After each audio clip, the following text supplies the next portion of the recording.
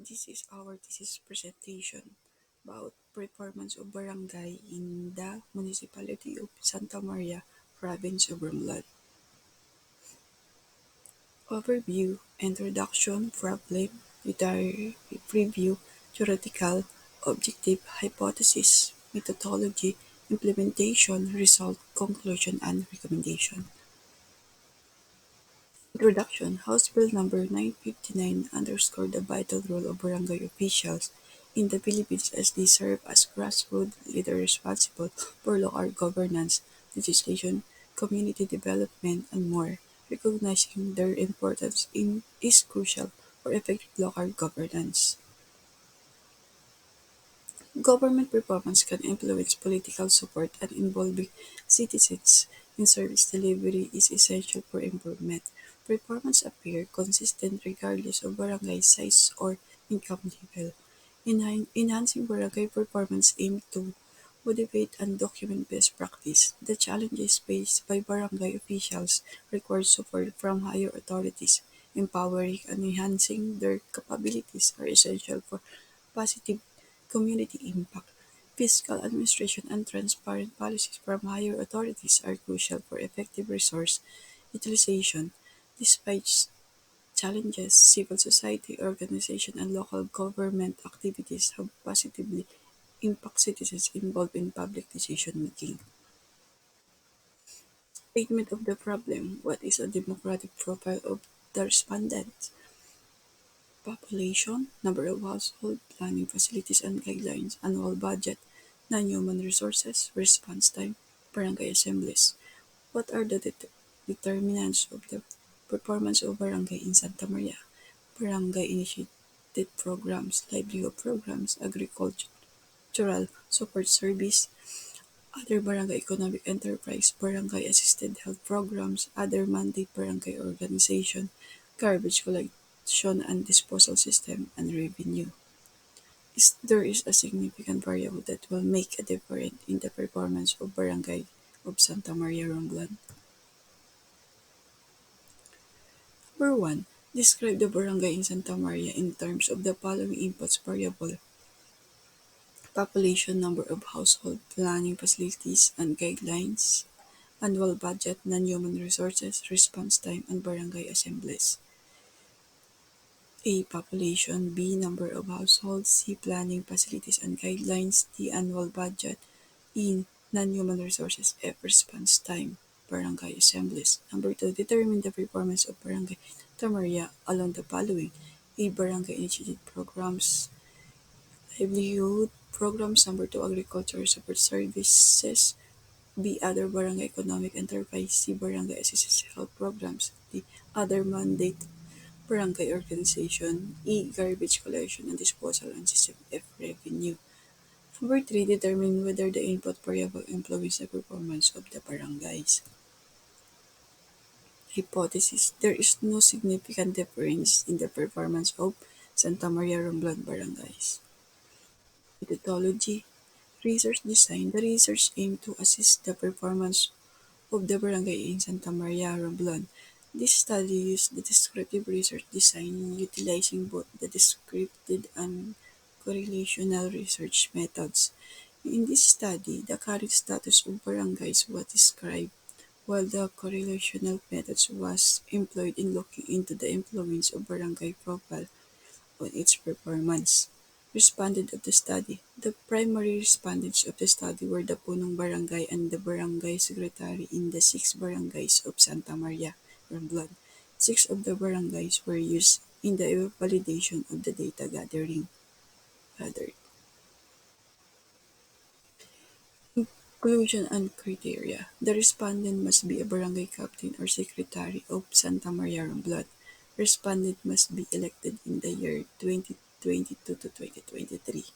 Research instrument. The study made use of a data gathering instrument that is composed of 3 parts. Part 1, gathering data on the profile of barangays. Part 2, elicit information on the performance of the barangays. Part 3, gathering data on the impact of barangay performance on the quality of life of the people. Validation of questionnaire. The questionnaire was based on the LGA BPPMS questionnaire constructed by the UNDP, a site by Velasco 2004. The statistical treatment of data.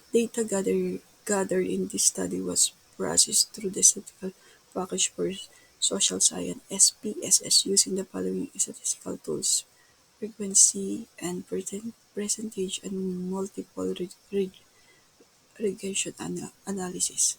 Multiple regression analysis is used because of the multiple input variables in the study that are used for determining if there are correlation between the input variables and the performance of barangays.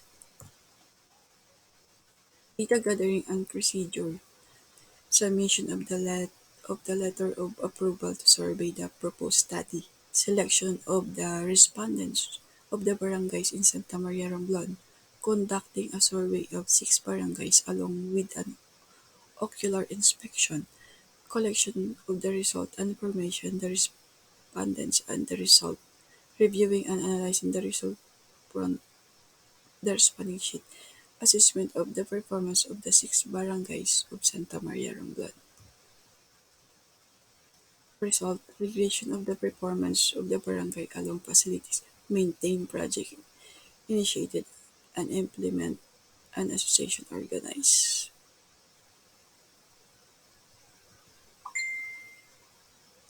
This study provides insight into the factor affecting the outcome of a particular situation. It finds that population does not significantly affect the outcome with statistical significance at the 0.05 level.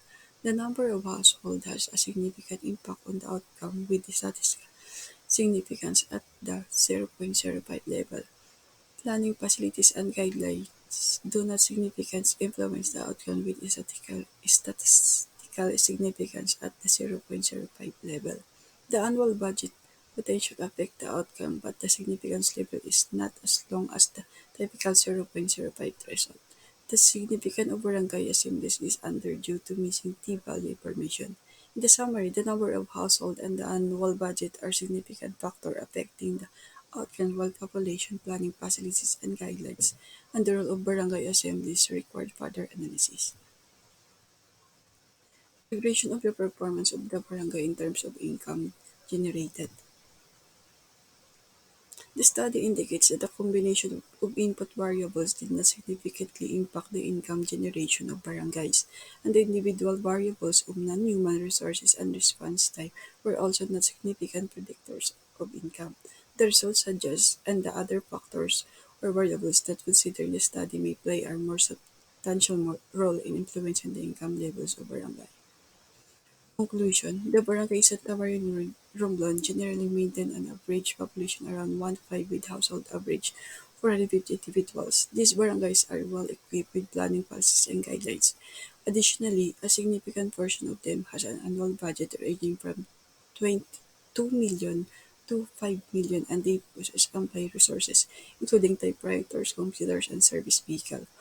Almost all these barangay are recognized from promptly using barangay clearance and certificates. These actively engage with their constituent through quarterly barangay assemblies, addressing community concern efficiently.